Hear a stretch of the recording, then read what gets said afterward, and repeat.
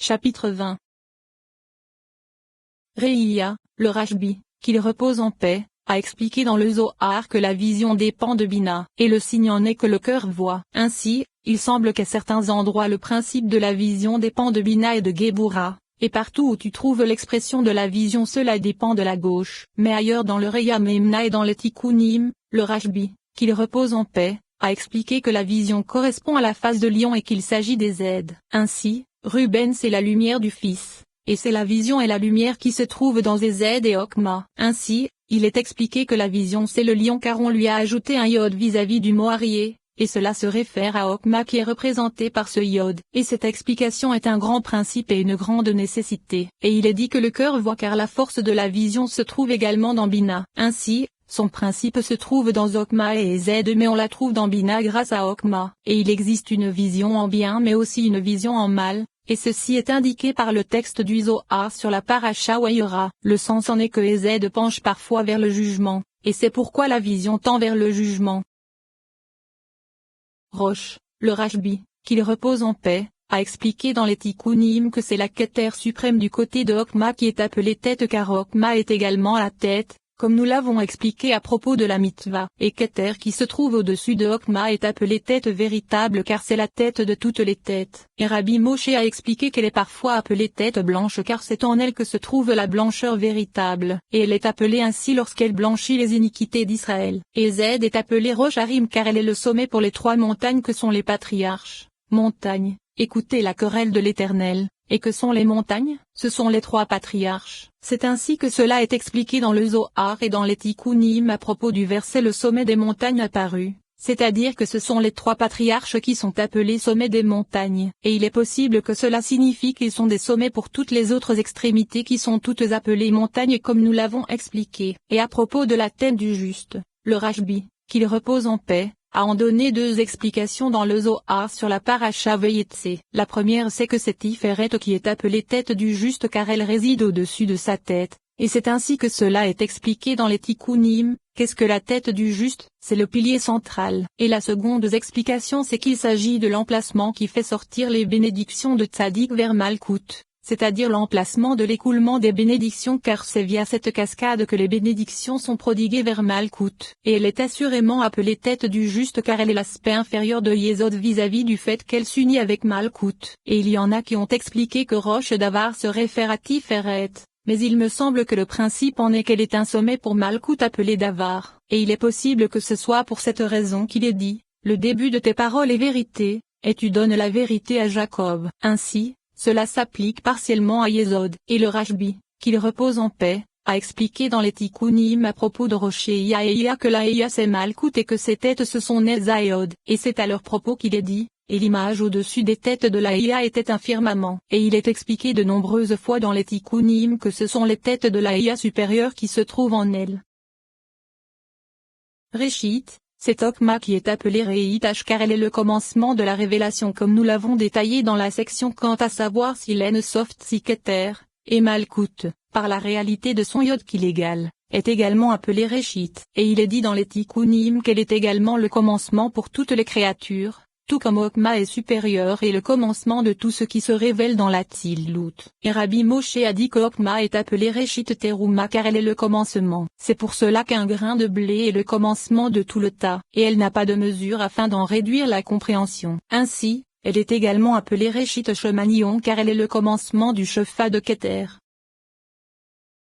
Rav, il est expliqué dans les Tikkunim à propos du verset qu'il prolifère en nombre apostrophe. C'est Okma dont il est dit, la sagesse de Salomon était immense. Il semble donc que le mot Rav se trouve du côté de Okma, et il en existe un argument car huile d'onction qui se réfère à Okma est traduit, par onkelo, en onction de supériorité apostrophe.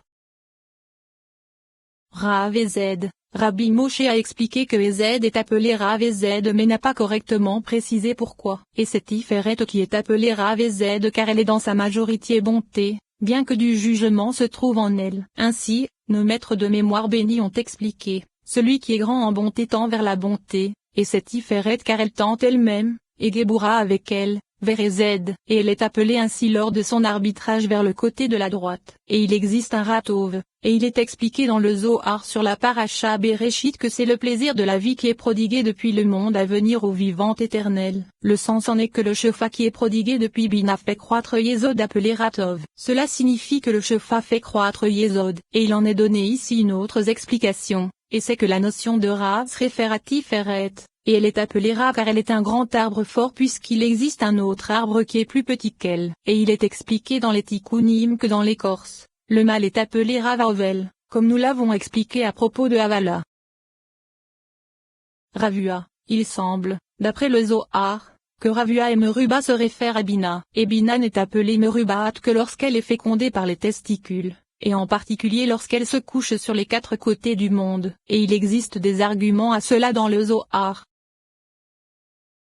Rabim, il est admis en de nombreux endroits du Zohar et du Reya Memna que Rabim se réfère aux trois patriarches Ez, Jepura et Tiferet, et c'est ensemble qu'elles sont appelées Rabim. Ainsi, il n'y a pas de Rabim à moins de trois, et c'est ainsi que cela est indiqué en de nombreux endroits. Et elles sont appelées Rabim puisqu'elles sont plusieurs, car avant l'union et le consensus obtenu par le secret de l'arbitrage, elles étaient appelées Rabim, c'est-à-dire que les trois étaient séparés puisqu'on ne peut appeler Rabim ce qui est divisé. En vérité, lors de leur union elles furent appelées faisceaux qui est une expression d'union. Et dans nombreux sont ceux qui me combattent, nombre provient d'une expression de querelle, ou bien c'est comme dans, et il devint tireur à l'arc.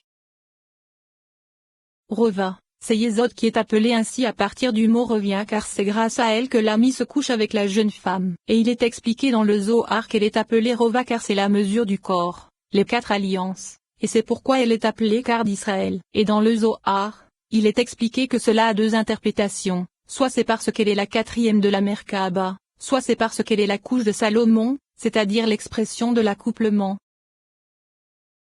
Revit, Malkout est appelé car de un, et le Rashbi, qu'il repose en paix, a expliqué dans le Reya Memna que cela signifie qu'elle est la quatrième de Yoévu qui sont trois lettres, du nom, et c'est le E qui est la quatrième. Et il est expliqué que le quart d'un est le quatrième pied du trône car les quatre pieds sont Ezed, Gebura, Tiferet et Malkout. Et dans tous ses commentaires, elle n'est appelée quart d'un que lorsqu'elle s'unit avec les trois patriarches ou avec les trois lettres. Rivka, c'est Malkout qui est appelée ainsi. En vérité, elle n'est appelée ainsi que par l'aspect qu'elle possède vis-à-vis de la puissance du jugement et lorsqu'elle s'unit avec son époux du côté de Gebura. Ragleim et Regalim, tout cela se réfère à Malkout, et elle est appelée Ragleim par le secret de son aspect inférieur qui se revêt de l'écorce, par le secret de « je me suis lavé les pieds ». Comment les salirai-je? Et il s'agit de la propagation des étincelles qui se revêtent des écorces. Et dans le Zohar sur la Paracha Lekleka, il est expliqué que les anges sont appelés Ragleim. Que sont ces pieds? Ce sont les anges qui sont la partie inférieure du sein béni soit-il, comme il est dit, en ce jour, ses pieds se poseront et se taira. Et ceci s'accorde en partie avec ce que nous avons expliqué plus haut, c'est-à-dire que les pieds de la Shekinah correspondent à l'aspect qu'elle possède vis-à-vis des forces. En vérité, les pieds correspondent à ce qui se revêt de sandales, comme nous l'avons expliqué en son temps. Et c'est, que tes pas sont beaux dans ses chaussures, généreuse fille. C'est ce qu'il apparaît dans l'introduction du Zohar. Réatim, il semble qu'il soit dit dans les Tikkunim que Nezayod sont appelés Réatim lorsqu'elles déversent l'eau. Et il est expliqué ailleurs que Réatim se réfère à Bina car il est dit, dans les quatre compartiments du cerveau. Rov, il est expliqué dans le Zohar sur la Paracha Toledot que Rov se réfère à Yesod lorsqu'elle se trouve entre Tiferet et Malkout. Une abondance de blé et de vin nouveau a déjà été expliquée. Je n'ai pas vu de juste abandonné. Viens et vois, j'ai été jeune et souhaitera. Et ce verset fut dit par le prince du monde. C'est pourquoi il est dit. Et c'est pourquoi il est dit, une abondance de blé et de vin nouveau. Et il est expliqué qu'elle est appelée abondance de blé et de vin nouveau car elle ne manque jamais de l'abondance de Shefa lorsqu'elle prodigue à la Shekinah et reçoit d'en haut. C'est-à-dire que c'est, je n'ai pas vu de juste abandonné au-dessus de Tiferet, ni sa descendance demander du pain, c'est-à-dire demander que de l'eau lui soit prodiguée car il n'y a de pain que la femme. Et c'est pourquoi elle nécessite une abondance de Shefa. Il s'agit de la signification du verset, une abondance de blé et de vin nouveau. Et dans les Tikkunim, il est expliqué que Rovonim c'est la Keter suprême, et nous l'avons expliqué à propos d'Ish. Ruach, La notion de souffle se réfère à Tiferet ainsi qu'à Yesod car il est connu que c'est l'air, et elle est appelée Ruach par le secret de l'aspect qui arbitre entre Ezed et Géboura. Et elle est parfois appelée vent du nord car elle se nourrit ce Géboura puisque c'est là que se trouve le nord. Et c'est le vent du nord qui soufflait dans la trompette de David. Et lorsqu'elle se nourrit de Ezed, elle est appelée vent du sud car c'est là que se trouve le sud. Et elle est appelée vent chaud par le secret de la chaleur de Géboura, et vent froid par le secret des eaux froides d'Ezed. Et Malkout est appelé souffle de la sainteté lorsqu'elle se nourrit du côté de Hod puisque c'est de là que se nourrissent ceux qui parlent sous l'influence du souffle de la sainteté, car il se trouve au-dessous des prophètes qui proviennent de Netza. C'est ainsi que cela est expliqué ailleurs dans le Zohar, et dans la Parasha Areimot. Il est expliqué que Malkout est appelé souffle de la sainteté lorsqu'elle reçoit de Hokma appelée sainteté. Et il est possible que ce soit l'une et l'autre puisqu'Hokma prodigue à Hod et Hod à Malkout. Et Malkout est appelée grand vent lorsqu'elle se nourrit du vent du sud. Et elle est appelée vent puissant lorsqu'elle se nourrit du vent du nord. Grand du côté de Ezed et puissant du côté de Géboura. Et elle est appelée souffle de l'Éternel du côté de Tiferet. Ces appellations sont explicites. Et à propos de l'expression le souffle d'Elohim se trouvait en lui. Les commentateurs ont expliqué que cela se réfère à Hokma, et il est possible que cela signifie qu'elle est un Ruach et une Neshama pour Bina appelée Elohim, et cela s'applique également à Tiferet car elle est un Ruach pour Malkout appelée Elohim, et elle sort également de la bouche supérieure qui désigne Bina. Roav, selon les paroles du Zohar, il semble que la largeur se trouve du côté de Malkout. Ainsi, il est expliqué la chose suivante, 5 coudées de longueur du côté du haie supérieur, et 5 coudées de largeur du côté du haie inférieur. Il semble donc que la largeur se trouve du côté de Malkout. Rokesh Ameim, Rabbi Moshe a expliqué que c'est Bina qui est appelée Rokesh Ameim, et le sens en est qu'elle chevauche au-dessus des cieux qui sont feu et eau, c'est-à-dire Ezed, Géboura et Tiferet. Et il me semble que Bina est appelée Rokesh Ameim par l'aspect du haie qui est composé de 3 veaux correspondant aux 3 patriarches. Rokel. Il est expliqué dans les Tikkunim qu'il s'agit de Yesod, comme je l'ai expliqué à propos d'Akat, car c'est en elle que se mélangent toutes les sortes de shofar, et elle les colporte. Rom ou Rome, les commentateurs ont expliqué qu'avec un Olam cela se réfère à Keter et avec un Shuruk cela se réfère à Tiferet. Il est expliqué dans les Tikkunim que la hauteur des cieux c'est Hokma, car il est dit d'elle, vers qui élève-t-on les mains, vers la hauteur des cieux. Roma. Il est expliqué dans les Tikkunim que lorsque Tiferet tend vers Ezed qui est Abraham, les 248 mitzvot positives avec le veau de Tiferet donnent Roma, et la main qui la saisit c'est Malkout, par le secret de l'union. Roba Shoshanim, le Rashbi, qu'il repose en paix, a expliqué dans les Tikkunim qu'il s'agit de Tiferet car elle est un berger parmi les 2 lys que sont les 2, comme dents, reliant d'une extrémité à l'autre. Rehovot.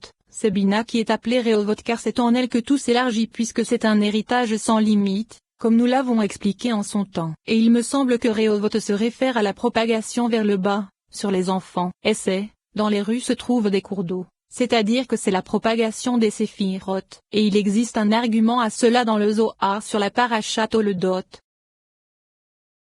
Rashum. Rabbi Moshe a expliqué que c'est Ezed qui est appelée Rashum car elle est compatissante envers les créatures, bien qu'elle ne le mérite pas. Et Tiferet est appelé Rachamant. Et il nous semble que Tiferet est appelé Rachamant par la force de Rachamim qui se trouve en elle. Et Zed est appelé Rachum par la force de la miséricorde de Tiferet, car Tiferet est doté de miséricorde et Zed est doté de bienfaits. Il se trouve que Raoum s'interprète comme Reshmemet Vo qui correspond à Tiferet et Zed, tout comme nous l'avons expliqué plus haut à propos de Roma. Rachok, ce qui est éloigné se réfère toujours à Hokma. Et c'est à cause de la faiblesse de la compréhension que l'on a d'elle qu'elle est appelée Rachok. Et Tiferet est appelé frère éloigné vis-à-vis de Malkout comme nous l'avons expliqué à propos de Karov. Le sens en est qu'elle se dissimule vis-à-vis de Hokma. Et c'est pourquoi il est dit, pourquoi, Éternel, te tiens-tu au loin? Explication, Tiferet se dissimule vis-à-vis de Hokma, et Malkout reste délaissé. À Dieu ne plaise. Et c'est ce que dit le Zohar sur la Parasha Vayikra à propos du verset car mon secours te fera venir de loin. Et cela signifie en partie que Bina est appelée Raok. Rachel, cela désigne Malkout par le secret de l'aspect selon lequel elle s'unit à la force de miséricorde de Tiferet, c'est-à-dire Jacob. Et à propos de la force de miséricorde qui se trouve en elle, il est dit, Rachel pleure ses enfants. Rachamim, cela désigne Tiferet car elle est l'axe de miséricorde, comme nous l'avons expliqué dans les sections précédentes. Et puisque Keter est la racine de l'axe central, elle est appelée miséricorde totale car aucune trace de jugement ne se trouve en elle. Riv Yavé, cela désigne la Shekinah car elle s'irrite et se querelle avec son époux à cause de la destruction du temple.